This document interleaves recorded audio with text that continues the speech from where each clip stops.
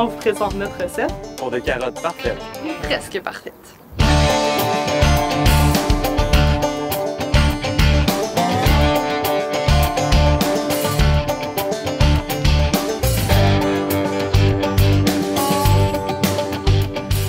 La carotte est peu compétitive avec les mauvaises herbes. Il y a une émergence assez lente. On parle de 2 semaines après le semis.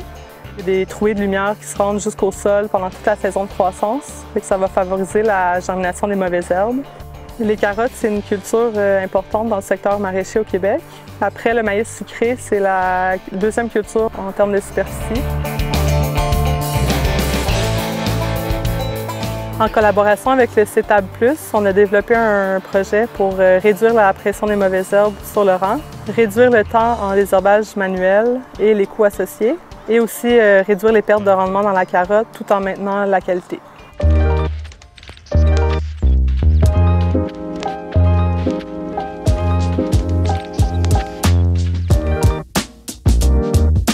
Dans le cadre du projet, on a testé plein de stratégies de désherbage mécanique et physique. Donc, on a fait des essais sur 2 sites et sur 2 années. Au niveau du pré-semis, l'occultation nous semble une méthode intéressante, mais ça ne sera pas accessible aux grandes cultures tant qu'il n'y aura pas d'enrouleuse à bâche mécanisée.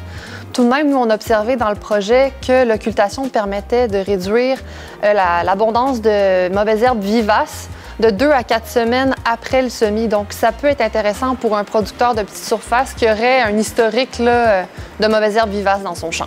On trouvait intéressant de tester l'occultation, surtout pour les semis hâtifs de carottes. Quand le champ est encore humide et tout ça, ça permet aux producteurs, entre autres, de monter ses billons à l'automne, d'occulter à l'automne, puis de simplement enlever la bâche au moment du semis. À noter aussi qu'avec l'occultation, on a mesuré la température puis l'humidité du sol au semis, puis on a observé une légère différence. Le sol était un petit peu plus froid puis un petit peu plus humide sous la bâche d'occultation comparé aux témoins. Ce qu'on a observé dans notre projet, c'était l'inverse du mythe, c'est-à-dire qu'il faisait légèrement plus froid en dessous de la bâche. On est encore dans le pré-semis. On a comparé une méthode de désherbage mécanique avec des cages roulantes au pyrodésherbeur, puis on a observé que, économiquement parlant, c'était plus intéressant d'utiliser le désherbage mécanique simplement avec la cage roulante. On peut passer plus vite, puis ça coûte moins cher. Cage roulante, sarclair cage, body cage. D'abord, on utilise le sarclair cage dans un contexte de faux semis. On l'a comparé avec le pyrodésherbeur. Le sarclair cage, on a une vitesse de 6,4 km/h pour un bon désherbage. Ensuite, on l'a utilisé dans un sarclage de précision. Là, il fallait réduire notre vitesse, je dirais, environ à 2 km/h maximum. Donc là, c'est là qui était un peu moins efficace côté désherbage. Dès qu'on embarque en post-semis prélevé, on n'a évidemment pas le choix d'y aller à l'aveugle avec le pyrodésherbeur.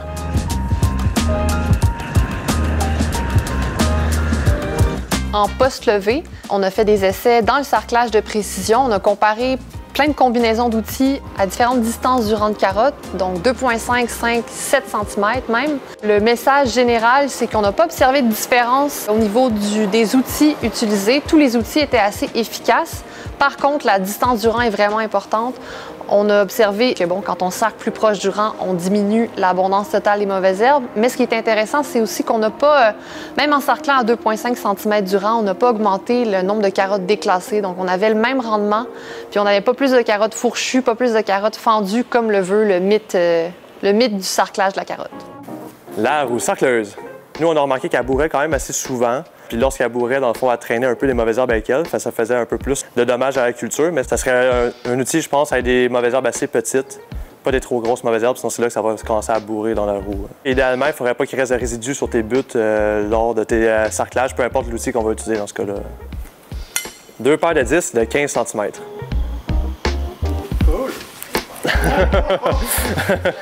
Nous, on les a utilisés en double. Dans le fond, il y avait 2 disques en avant, 2 disques en arrière.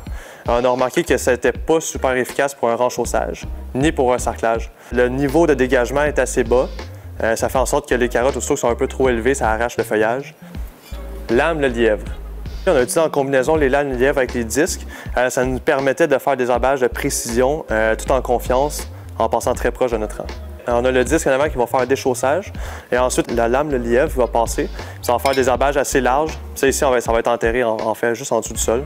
Ça va enlever les mauvaises herbes. C'est un désherbage qu'on fait à basse vitesse. Si nos carottes sont bien droites, sont toutes bien sorties, on peut aller un peu plus rapidement si on se sent à l'aise. Donc, on est rendu au stade d'environ 8 feuilles de la carotte. On a déjà fait 1, 2, peut-être plus de sarclage. On peut maintenant renchausser la carotte. On est environ à la fin juillet pour un semis début juin. Nous, ce qu'on a observé dans nos essais de renchaussage en comparant différents outils puis différentes quantités de terre apportées sur le rang, le plus simple était vraiment d'utiliser des disques larges d'environ 25 cm de diamètre et de rapporter presque, je dirais, le plus de terre possible. Dans notre cas, c'était 5 cm de terre sur le rang, sans évidemment couvrir le point de croissance. Ça nous a permis d'avoir la plus grande efficacité au niveau de la répression des mauvaises herbes, tout en aussi diminuant l'abondance de collets verts qu'on observait sur la carotte, ce qui limite un peu la commercialisation de la carotte, surtout dans le frais. Doigts cresse, doigts sarcleurs. On les utilise habituellement sur un désherbage à plat. Nous, on les a utilisés pour essayer un renchaussage sur des billons. Un outil qui a été moyennement efficace. C'est un peu moins uniforme que certains outils qui sont faits pour le renchaussage. Paire de disques de 25 cm. Les paires de disques, c'est fait pour un renchaussage. Ça fait un très bon renchaussage uniforme. Sur ces disques-là, l'ajustement est assez important. Dans le fond, on peut jouer avec la hauteur ici et en même temps l'angle. C'est ça qui est un peu plus compliqué sur ces disques-là. Mais une fois qu'ils sont bien ajustés, avec l'agressivité qu'on veut, selon la texture de sol qu'on veut, ça va super bien, puis on les laisse comme ça, puis ça fait un beau travail, là. Ici, on a un tracteur ventral. Dans le fond, nous, on l'utilise avec un porte-outils ici, où est-ce que le conducteur a la vue directement sur sa culture. Il y a moins de délai lors du désherbage. Pour un désherbage de précision, c'est vraiment important. Comparativement au tracteur que le porte-outils est en arrière, là, on a un délai lorsqu'on désherbe. On peut plus facilement abîmer sa culture. Ici, on a un duo-parallélogramme. Ce qui est intéressant avec le duo-parallélogramme, c'est qu'on peut avoir une combinaison assez variée d'outils de sarclage. Comme ici, on a les lames de lièvre avec les disques. C'est un outil qui va suivre ta butte. Donc, ça va avoir toujours la même profondeur de désherbage.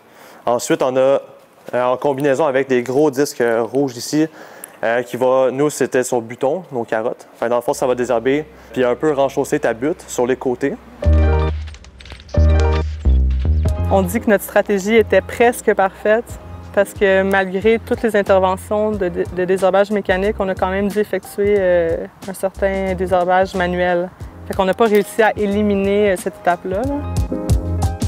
Ici, par exemple, on voit que nos outils de désherbage mécanique n'ont pas réussi un contrôle total. Il y a quand même une problématique de petites mauvaises herbes sur le rang, comme le pourpier ici. Par contre, on peut tolérer une certaine pression aussi. On ne s'attend pas à ce que ce pourpier-là nuise au rendement des carottes à ce stade-ci. Puis la bonne nouvelle, c'est qu'on peut le manger.